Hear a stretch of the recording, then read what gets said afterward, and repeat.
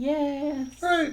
Review zone. Yay! Hi. Hey, what movie did we see today? It was about a famous writer, What was it called? Gonzo. The Life and Work of Dr. Hunter S. Thompson. Yay! Yeah. It's from 2008. That's right. Yeah, so, what did you think? It really worked from an hour mark to the hour and a half mark. Go ahead, what's there to say?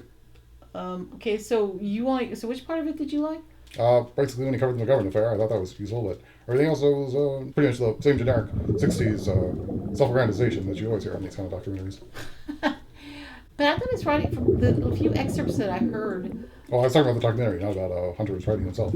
Yeah, but his writing, he seems pretty like a good writer, I think. From the few excerpts that I heard, he sounded like he had some style. Yeah, I don't really know anything about Hunter as a writer, so I can't say. Well, yeah, but did this movie make you want to find out more about him as a writer? Sure, I do know. Yeah, which one would you read about him, like based on this? I guess I read the McGovern coverage. That was the most interesting part of the documentary. Yeah, this was a terrible time when McGovern lost to Nixon. Yep. Yeah, but so yeah, I thought it really gave a good overview of all the terrible history that we've had for the past 50 years. Just like an overview of one disappointment after another. Yeah, I was worried how Thompson was always in the thick of everything that was going down, like that most topical and sensational aspects of the culture, like Ali fighting and covering the campaigns, and he was at Chicago in '68. He was just always ended up being in the right spot at the right time. Yeah, I guess once he got his reputation going, people would send him in. Like Rolling Stone, which he worked for a lot, they would send him in with the mission. White Cadillac, yep. Yeah, and he was always looking for the American dream, Yeah, he was really hard up for that American dream. Yeah, and if he wanted the American dream, why didn't he just go to the corporations and earn his way up to the top and get a lot of stuff, and then is that the American dream? Yeah, they kept it kind of vague in the documentary. You don't really know if he's looking for the upward social mobility American dream or something more vague. I think he was looking more vague. Well, yeah, what is it then? I don't know. It's all he just wanted to shoot guns and chase babes and babes chased him and that's right. Yeah. He did a lot of sex and drugs. Isn't that the American dream? I don't know. Yeah, and who was it? Carter? I think somebody's. No, I think it was McGovern. It was interviewed. There were a lot of politicians being interviewed, and McGovern said he went out to dinner with him. He ordered 3 margaritas and 6 beers, and they were all for him. Yeah, I was really surprised that Pat Buchanan was in this movie. That was unexpected. Why in the world would Pat Buchanan be such a fan of Thompson? Because he worked for Nixon. I think they were both a part of the same era, so you got to pretend to be enemies and cross swords. But really, they were all part of the same parade and circus. So bygones be bygones, especially since he's dead now. What's the point of keeping up a facade of tension? Maybe they never kept up the facade in the first place. Like you said, he let him right around with Nixon, so there you are. Yeah, that's so weird. Yep. So, well, now he's dead. It's too bad. I hate it when people kill themselves. It's very sad. People shouldn't act.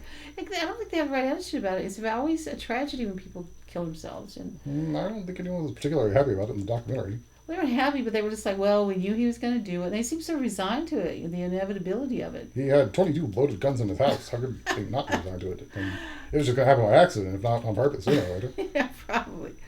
Yeah, that's too bad. Yeah, but it's too bad. People shouldn't kill themselves. It's just too bad. Should we? What about the spoiler zone? Is there anything to spoil about this movie? No, not really. I think everybody knows that he kills himself. Yeah, that's common knowledge. So I don't think we have to do spoilers in this one. Yeah, I guess not. Yeah, let me think. We're not doing a spoiler zone. Do you want to recommend it? Would you recommend for people to... I don't recommend it. I mean, it's pretty much another monument built to Thompson, which is fine if that's what you want to do. Then you're the type of person to do it, and go ahead and watch it if that's what you're into. But for the rest of us, I'd say just watch that.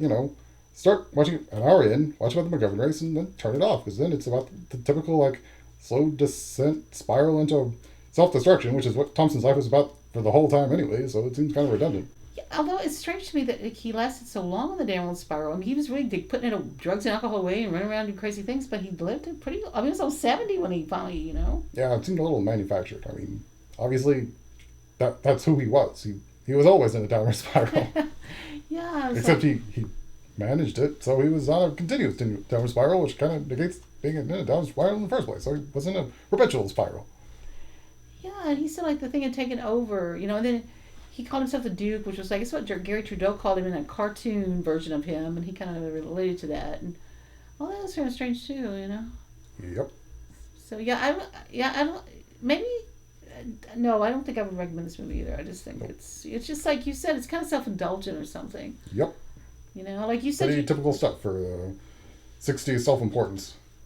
yeah, and then you said you saw like the movie they made on Fear and Fear and Loathing in Loathing. Las Vegas. Yep. Yeah, and you didn't ever sort of the same kind of thing, right? It was just blah blah blah. It was more Terry Gilliam's self-indulgence than Hunter S. Thompson's self-indulgence, but it all kind of runs together at some point. So who's to say?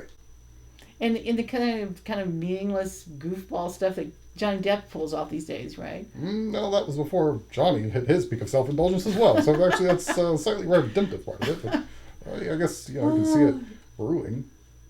Yeah, apparently, Johnny Depp is also from Kentucky, so maybe that's why he digs Hunter, and he, like played for his funeral apparently, and he's Yep. like shot his ashes out of a cannon on his old farm place, and Maybe.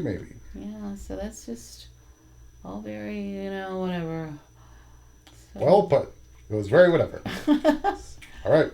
See you later. see you later. Good job on doing that voice. I'm doing what? Doing that voice of Hunter. What voice? Well, did he possess you for a minute? Possess who? Oh, stop it. You're crazy. Oh,